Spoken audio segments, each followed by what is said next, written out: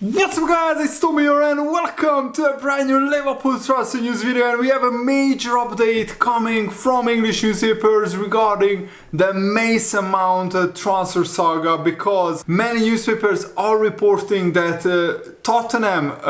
Chelsea, the former Tottenham boss Mauricio Pochettino, is set to be appointed by Chelsea, and he already signaled the three players that will leave Chelsea even if Pochettino becomes the manager, and Chelsea already internally basically confirmed that they will sell the Mason Mount, Mateo Kovacic and Hakim Ziyech. They are set to become the first wave of Chelsea stars to leave the club when Pochettino takes charge this summer. It is believed that Chelsea will have a big turnaround of players in the transfer market, as they have to balance the books and trim the squad, because they have a squad of 31 players plus many players out on loan as well, and Chelsea will also be open to offers for many other first team players as they line up, of course, transfers of their own. Chelsea spent around £530 million on new signings this season in the summer and winter transfer window,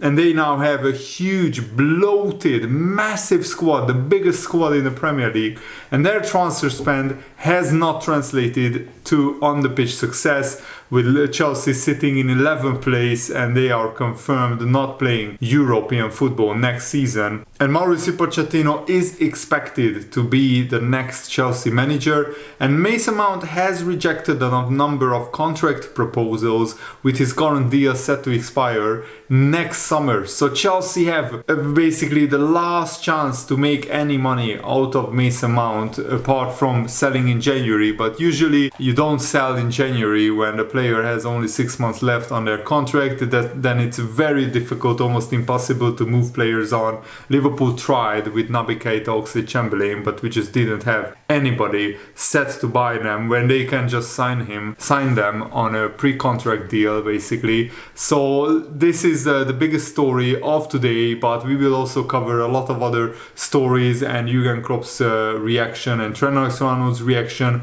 to Liverpool's brilliant win yesterday of Leicester City. And I really hope that Brighton beat Newcastle, because I don't see Newcastle having any problem beating Leicester at home, and then they go to Chelsea and they would need only a point then to qualify for the Champions League on goal difference. So hopefully Brighton can beat Newcastle, and then Chelsea can take a draw against Newcastle, and then if Liverpool win their last two games, we will finish in the top 4. So guys, if you enjoy these transfer news update videos, leave a like, subscribe if you haven't already, and turn on the bell notification. The reason this video is a little bit late, I apologize, but we just arrived back home a few hours ago after making a trip from my girlfriend's parents' house to my home. So now I'm back home for 2 weeks, almost 2 weeks, ready to make videos every day for you guys. Chelsea also want to sell Kovacic for around 30 to 40 million,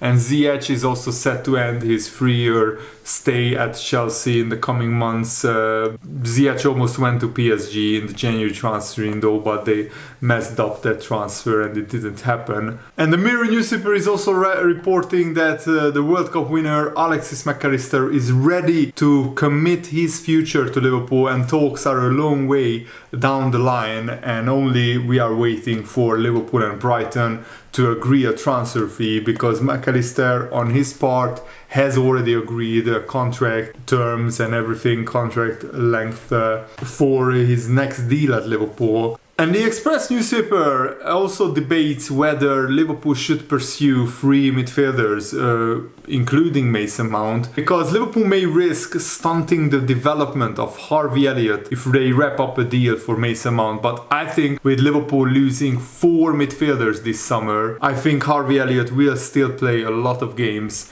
and Mason Mount right now is just a better, more established player, and we can't expect Harvey Elliott to start every week and and deliver title-winning performances, or performances that elevate Liverpool not just to become a top 4 team again, but also to become a title-challenging team again. And that was, and that is, and that will be Liverpool's main objective for the foreseeable future. And Harvey Elliott played incredible amounts of games for Liverpool this season, but yes, lately, because of our injuries have eased in the midfield department, Harvey Elliott has been on the bench mainly, but that was because of the great performances of Curtis Jones. And you can make the argument always that if you sign a player, then you stunted the development of youngsters, but you just can't win a league title with just young players anymore. I mean, look at Arsenal. They signed a lot of youngsters, but in the end, their lack of experience and maybe their lack of squad depth just showed up at the worst possible time, and Arsenal dropped, I think, 12 points out of the last 21 points that they could get. That was, of course, for a lot of reasons, but I think Liverpool can't rely on just Harvey Elliott and Curtis Jones to deliver them another league title. We need players like Alexis McAllister, Mason Mount, Ryan Gravenberch, Manuel Ugarte, at least 2 or 3 of those players to come in so Liverpool can challenge for the Premier League title again. And the newspaper also confirms that even though Pochettino might want to keep Mason Mount, if Mason Mount doesn't sign a contract extension, and they have been talking all season long with Chelsea and he still hasn't signed a contract extension, which means he doesn't really want to stay at Chelsea that much. He didn't get the kind of contract that he wants. Chelsea have no option but to sell him, and they already told Mason Mount, if you don't sign a contract extension, you are getting sold in the summer, and the new manager coming in doesn't change that.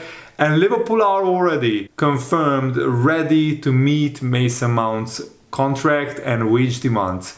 So that's all sorted. We now only need to negotiate, as I said, we need to negotiate with Chelsea on a transfer deal for Mason Mount, and hopefully 45 million pounds would be enough to get Mason Mount out of Chelsea. And Curtis Jones admitted that he's absolutely buzzing after scoring 2 great goals against Leicester City, and he put in a man of the match performance alongside Trent Alexander-Arnold. He said, in terms of confidence, I've always been the same lad. I always had the belief in myself, but it's been a tough time. I've had injuries, so I've not really had a full run of games in the past, but I came in against Chelsea and I kept my shirt, and I still got the shirt now. I'm enjoying it, I'm being humble, keeping my 2 feet on the ground, and I know what it takes, so that's what I'm doing. I've always said that there is still a lot more to come from me. Being a kid in the academy days, I've always scored goals, and I wouldn't say I've been the star kid, but I've always been the kid who has jumped up the age groups. Then I came around the first team, and it was kind of a shock where the whole of the game changes, so I've had to make a change to the whole of my game, but I'm adapting well, and I think it's the best run I've had for a while. Curtis Jones basically proved against Leicester that he can score goals in the Premier League. If he keeps these performances up, he could become a regular first team starter for Liverpool, and hopefully that's the aim, and hopefully he can add goals and assists to his game, because that's what was missing from Curtis Jones's game, the decisiveness in front of goal. And I think if Harvey Elliott adds that to his game as well, then Liverpool would save £100 million if we could turn Curtis Jones and Harvey Elliott into borderline world-class midfielders, but even like very good midfielders go for £50 million nowadays with Premier League experience. So hopefully Curtis Jones and Harvey Elliott can develop into those kind of players. And Trent Alexander-Arnold also spoke about his Scouser teammate Curtis Jones. He's a lad who obviously would have wanted to play more throughout the whole season, but he has stepped up when he has got his chance, and I think that's all you can do. He has shown his quality on and off the ball, and he has definitely impressed everyone. He has set standards for himself, and we need to keep that as a team and himself. He has got a level now that he needs to hit every game. Today was an outstanding night for him, and he helped the team win the game. And also Trent Alexander-Arnold said that Jurgen Klopp told him that they should try this free kick routine again because it worked in the past, and Jurgen Klopp said, let's try it again. It has been a while since we have done it, and I think we caught Leicester by surprise, and I've been able to tuck it away. It was a well-worked goal, and what a goal it was by Trent Alexander-Arnold, and he put in an absolutely brilliant performance, just like he has been doing since the start of April. And Jurgen Klopp said this about Curtis Jones. He improved a lot, so I think a lot of things came together. You should not forget, he's still a young boy, and 1 or 2 years ago he played super games for us as well. Then he had a difficult spell with injuries, strange injuries, a finger in the eye, stuff like this. It took him out for a real while, but this year was especially bad. He could watch a lot of football, he could understand the game better, and it looks really like that. I think where he improved the most is counter-pressing. It's exceptional, and the speed of play. He doesn't keep the ball that long anymore. He does that, he has to do in moments, but he's much quicker in decision making and stuff like this. That he's a good finisher. We saw now a couple of times, both goals were absolutely exceptional. I'm not sure they were real chances. First with the left foot, similar goal to the last goal he scored against Tottenham. The second one is a super finish. He's in a good moment, so it's really cool. And that was Curtis Jones's biggest flaw, I think, previously, that he kept the ball too much. I mean, he took too long in his decision making, whether to pass the ball, whether to dribble with the ball, or whether to shoot. He took one touch too many, and the Premier League is the quickest and most brutal league, the most demanding league in the world, both physically and in terms of the speed of play. When Curtis Jones fastens his thought process, and with time and experience he will get there, I think he will be a fabulous midfielder, because he has the ability, definitely, and the footballing brain. He just needs to pass the ball quickly or make quicker decisions. And it's still touch and go whether Bobby Firmino will be ready for Saturday's last home game of the season against Aston Villa. Probably a farewell around the game for a few players, and then playing for absolutely everything against the third best team in the Premier League in the second part of the season. That's super challenging, so we have to see. In the middle of everything, we have to win the game, we have to go for it. But around that, we want to show really the respect and the appreciation and the love we feel for not only Bobby Firmino, but Bobby as well, and all the boys who will leave this summer. So it will be a special day for a difficult game in between or around whatever. We have to make sure that we can do both. And now it has been confirmed that Liverpool clinched the Europa League football for next season at least. So 6-7 weeks ago, I didn't believe it can happen. What we lacked at that time was obviously consistency, and there was only one chance for us to get in these situations, winning pretty much all the football games, and that's what we had to do. It's crazy, but that's the situation we were in. And we knew that before the game, if we win, we are qualified for the Europa League, which is absolutely great from where we are coming from. Like in mid-table, we were like at the beginning of April. All the rest is not in our hand. But we know we have to win all the games until the end of the season to have a chance. I said it now a couple of times. Probably Newcastle and Man United are not watching us. They are confident. But we were in similar situations, and you wish anyway that the opponent was just losing and you have that kind of pressure off your shoulder. Our job is to keep the pressure on them. But again, it's not likely. If not, then this is already better than we could have expected 6-7 weeks ago. I mean, 7 wins in a row is really a brilliant way to finish the season, but we have to keep going and try to beat Aston Villa. And then against Southampton also we have to win. And Jurgen Klopp said that we are in a good moment. We were not always convincing, but we always had convincing moments in the games, and we increase now. What we have to do, especially when you think about next season, we have to be more and longer in charge of the game. Not each moment where we put the foot a little bit off the gas should lead to a no-brainer for the opponent, or that Alisson has to make a save. How I said, there is so much space to improve. I have no clue what it means to others. I can only speak for myself. Years ago we had Chelsea on our neck. They were winning all the time. I think it was the year when we came fourth and had to go in the qualification. But we had to win the last game, and until the last game we had to win.